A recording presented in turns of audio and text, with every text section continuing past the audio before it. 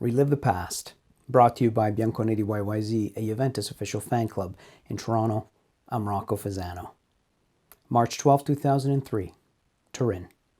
Match day 5 of the second round robin of the 2002-03 Champions League. That's right, there were 2 round robins back then. Juventus hosts Deportivo La Coruña at the Delle Alpi in a match that's not suitable for the faint of heart. Before the match, both teams are paired in the standings at 4 points, and with Manchester United already qualified, the Delle Alpi match becomes de facto a playoff. The match is one of the most daring in the history of the Champions League, with Juventus, which, after taking the lead thanks to Ciro Ferrara, suffers a comeback overtaken by the goals of Tristan and Roy Mackay. With 1 foot out of Europe, the Bianconeri get on track, finding the equalizer with Trezeguet on the 63rd minute, but that's not enough. Clutch Juve needs to dig deep. The man of Providence, a Croatian, who calls Nedved off a ball that dropped perfectly for his big left foot, that of Igor Tudor, our hero for today, who finds the net at the 92nd minute with a shot from the 18th yard line, thus sending Juventus to the quarterfinals against Barcelona. But our story does not begin here. It's the summer of 1998 in Villarperosa, a small town east of Torino, Italy. Juventus is playing in their summer classic against the Primavera. That's the under-19 team, by the way. L'Avvocato Gianni Agnelli looks on.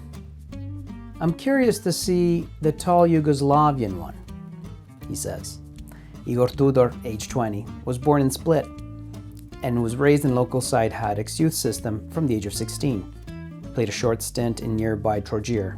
Truth be told, he had stopped being a Yugoslavian, as L'Avvocato called them, for at least 7 years, since Croatia had gained independence in 1991 as a result of a series of political upheavals and conflicts in what was Yugoslavia. The war must have certainly contributed to Tudor's upbringing, both human and sporting, but there's no trace of this period in Tudor's life. Tudor is a mysterious purchase of a particularly conservative market, as L'Avvocato's observing him for the first time. With a lolling gait and this body of a basketball player, Agnelli might have had his doubts about him. The Croatian is mysterious and enigmatic, also on the field. Is he a defender or a midfielder? If Tudor were to have a business card to introduce himself, it would read something like 20 years old, 192 centimeters, exceptional speed for that size, and can play in all defensive roles. A few days before Villarperosa, Moggi and company beat the competition and signed him. The competition, Fiorentina, Real Madrid, and Bayern Munich, among others. Tudor was a fantastic player, ahead of his time. He was very eclectic in terms of tactical employment. How could I explain it? Imagine a central defender who had great tactical sense and with playmaker's feet. One who, for example, Guardiola would really like today. But he played on a team 20 years ago. Perhaps it's for this reason that coaches like Marcello Lippi, Fabio Capello, Carlo Ancelotti, who for example was the coach who believed in him the most, really relied on him no matter what. Tudor at his height was kind of a sixth man. Very useful player to allow several pieces to move. Kind of a third central defender, able to get fullbacks like Birindelli and Pessotto up to the line of the midfielders, or for him to be placed on the opposing number 10, and finally a center forward in case of need. Tudor became fundamental for Juventus when Lippi realized that with him on the field, it's as if Juve was playing with an extra man. Aided by an imposing, hard, angular physique, he knew how to be respected. Right after the French World Cup, in which his Croatia wins a third-place spot, Tudor packs his suitcase and goes to Torino. The first thing we discover about his new life is that the Juventus fitness facilities have to be modified for Tudor. The sheer size of the Croatian forced the Juventus staff to change some of the equipment in order to enable its use. A combination of absences and injuries allow Tudor to make his debut already in the season opener. That's against Perugia. Tudor takes the stage after about 30 minutes, picking up a Del Piero corner kick in the air and scoring the first goal with the Juventus shirt at his first appearance, with his head, of course. Juve beats the hosts 4-3 in Perugia, and Tudor appears as a seasoned defender, aged just 20. In terms of results, Tudor's first season with Juventus is a disaster. In November, Del Piero tears his ACL, and in December, Lippi promises to go to Inter the following season. In February, he's gone, and with the team already well behind in the Scudetto race, and Ancelotti replaces him. Thierry Henry passes through Juve like a meteor, and the team ends up in the Intertoto Cup after losing a playoff with Udinese. However, Tudor cannot complain, also because of the many injuries. He plays a lot, 36 appearances at the end of the year, even a few minutes as a center forward in the Italian Cup against Venezia. He amazes everyone for the sensitivity of his feet and says, quote, "We at the Slavic school always play the ball. We have it in our chromosomes. We are good with our feet. We simply don't clear the ball, not even the defenders." The move to a three-man defense in the following season and the return of many starters take some space away from Tudor. The Croatian plays less. For Ancelotti, others seem to be more ahead of him in the hierarchy. His performances are full of ups and downs, as is normal for a defender who has just turned 21. Even in Ancelotti's words, you can see this constant tension, which will define Tudor's career, between staying behind and moving forward. He said, quote, "Tudor is constantly trying to join in on the attack, but I want him first of all to be a defender, since he has everything to become a great player. I would like him not to play in flashes, but with greater continuity, not to get too distracted, to be more essential in certain games," end quote. Despite 7 big goals, all except by one with his head, his Juve ends up losing the Scudetto to Roma. Another disappointment. Marcello Lippi is called back after Ancelotti's disappointing stint and says, "Juve must play with a 4-4-2, but I lack a man to work alongside Tacchinardi." And just like that, he transforms Tudor into a midfielder. The match against Milan, the Berlusconi Trophy, friendly, is the last one that allows me to experiment and to check. I decided to try Tudor as a central midfield. I think he has all the qualities to play well, even in tandem with Tacchinardi. He has technique, quickness, good header, and physical prowess. Truth be told, Tudor at the beginning isn't too enthused, but he adjusts. In midfield, he's deployed in the first game of the season and plays very well. His ability to handle the ball with confidence and tranquility in a football that does not yet require special skills from the defenders becomes more useful, becomes key. Tudor adds order, manages gameplay, sends long balls, wins aerial duels. Lippi promotes him. Even after Davids comes back from a 4-month suspension due to doping, and remains the first option in the role. Now Tudor seems to be more convinced, more comfortable in his new role, and says, quote, "In the midfield I run more, but I'm always in the thick of the game. I get a lot of balls and have more fun. In defense, we need to be more careful." But injuries begin to haunt him. First he breaks his nose, then his ankle starts to bother him, finally giving up after a few minutes in a key Champions League match against Arsenal. The absence of the Croatian weighs heavy, then becomes a mystery. He ends up with the most incurable sprained ankle in football history.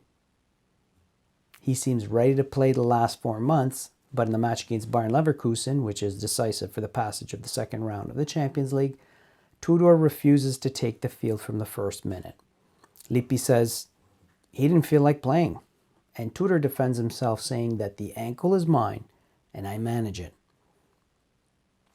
Between one ailment and the other, Tudor still manages to be decisive. On game week 27, for example, it's Inter Juventus, in what's proving to be a 3-horse race for the Scudetto between Inter, Juve, and Roma. It's the 81st minute, with the score tied 1-1, and Nedved takes a free kick from 30 meters out, floating a hopeful ball in the box that Tudor skins off his head for the go-ahead goal. This goal would prove to be key in the Scudetto race. On the last game day, in fact, which took place on the fatidic day of May the 5th, 2002, Juventus is at Udinese while Inter simply needs to beat Lazio in order to clinch their first Scudetto in over a decade. But the incredible happens. Juventus does the job in Friuli, putting 2 past the home side in the first half, with goals by Del Piero and Trezeguet, while Inter complicates their life in Rome. First, they go ahead with Vieri, and then they concede to Poborski. 4 minutes later, Di Biagio puts the Nerazzurri ahead, but Poborski again puts the home side level. What followed in the second half was the mental and nervous collapse of an Inter side who simply couldn't buy a Scudetto. They conceded twice more, losing it, and losing second place as well. Ronaldo is crying on the bench, incredulous. Juventus players and fans, upon hearing the final whistle in Rome via radio, explode with joy at the news and celebrate a Scudetto that will forever be seared in the memory of Juventini. 2002-2003 should be his defining season, at the age of 24 having overcome the ankle injury thanks to an operation. But things are different. The return from an ankle injury is more complicated than expected. In the first games, his physical condition is embarrassing. Tudor also skipped the preparation, and taken over by an even more serious problem, that of a psychological nature. The Croatian runs incorrectly because he does not trust his ankle. As a result, his season is marred by injuries, liberated by that decisive goal against La Coruña. At the end of the game, he confesses, "For me, this goal is the end of a nightmare. There was a moment where I felt cut off from everything, but now I'm finally happy." Again, a few days later, he says, "The other night I rediscovered happiness. Really, I didn't think I could be so happy. Suffering is not enough for a goal to erase it, but I haven't felt this way in so long, for many months." While this goal helped shape Tudor's mythological image in the eyes of Juventus fans, for the Croatian, it was just a small moment of illusory joy. More injuries follow, including 40 minutes into the UCL final against Milan. Another disastrous night. The 2003-04 season is unkind to Tudor. More injuries and media criticism for some poor performances, culminating in the 4-0 defeat at the Olimpico against Roma. In the last minutes, he even catches Totti's glance, who waves his famous 4 fingers with some unfriendly advice to shut up, to which Tudor does not even respond, demonstrating an ability to take the blow. A show of strength, really, strength of character by the Croatian. Years later, during a stint as Udinese's coach, he'll say, "Totti's 4 fingers? That's something that happened on the field years ago. If I see him again, I'll give him a kiss. Totti's one of the greatest." At the end of the season, Lippi leaves and Capello arrives. Tudor, whose future seemed far from Turin given the departure of his mentor, changes his mind. Alas, injuries, the arrival of Cannavaro, the return of Thuram to center back pushed Tudor to a loan at Siena, where the Croatian plays 2 good seasons, helping them stave off relegation. He returns to Juve after Calciopoli and declares, quote, "I returned to Juve to take advantage of this great opportunity. Now I want to play defense next to Kovac. We had a good World Cup with the Croatian national team, even if for change I was playing in midfield. In Juve, we can repeat ourselves." Everything was set for a fresh start, but even then, he gets hurt. Right before the end of the season, again, the meniscus. And it seems almost like a cruel joke. After a year and a half spent almost totally healthy at Siena, as soon as he wears a Juve jersey again, he's injured. Tudor would leave Juventus the next summer and return to Hajduk Split, where he grew up and where he plays one last season before leaving football, aged 30. Perhaps Tudor's training as a coach started at Juventus, from the professionalism that reigns in our training center. He starts his coaching career in Split, where he started and ended his career, and was immediately appointed deputy to Eddie Rea. Then, his first Italian bench at Udine, where for a while he's lauded for making Udinese play a good brand of football. But the Friulian side slips and he's fired.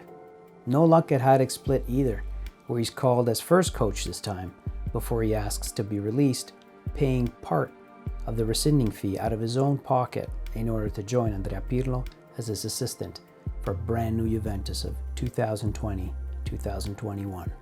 In total, Tudor was a Juventus player for 9 seasons, from the summer of 1998 to the summer of 2007, for 174 appearances, not all from the first minute. He will not be very tender with Juventus when, after 9 years, the club decides to offload him. He will talk about the brutal, heartless professionalism at Juventus. Quote, "Juventus is like a machine. There are no friendships between the players. Only among Italians there's a little more mutual respect, but nothing special. The only thing that matters is the training, the match. Then everyone goes home alone, on their own." End quote. And then continues, "At Juventus, I learned about the brutal, heartless professionalism. When you play and you're good, they're all around you. But when you don't play, or you're on a transfer list, they no longer consider you." Finally he adds, "I saw some legendary players of recent years like Antonio Conte and Paolo Montero, who left without receiving proper recognition from the club." Speaking of him a few years ago, Buffon said that Tudor had a temperament and that was accompanied by a lucid folly. Unfortunately, it wasn't enough because the injuries, the bad luck, were bigger and stronger. With a little more work and a few fewer injuries, he could have become a box-to-box midfielder as he played the ball with ease in both penalty areas, rarely giving up a shot from the opposition. But history, not even that of football, is made of ifs or buts, and for Tudor, what remains is a place in the memory of fans. Each one of us has been smitten by a Juventus player whose career coincided with a particular time in our life, or in a victorious cycle in Juventus' history. Juventus is the legendary club that it is today because of them, and that's why it's important to relive the past.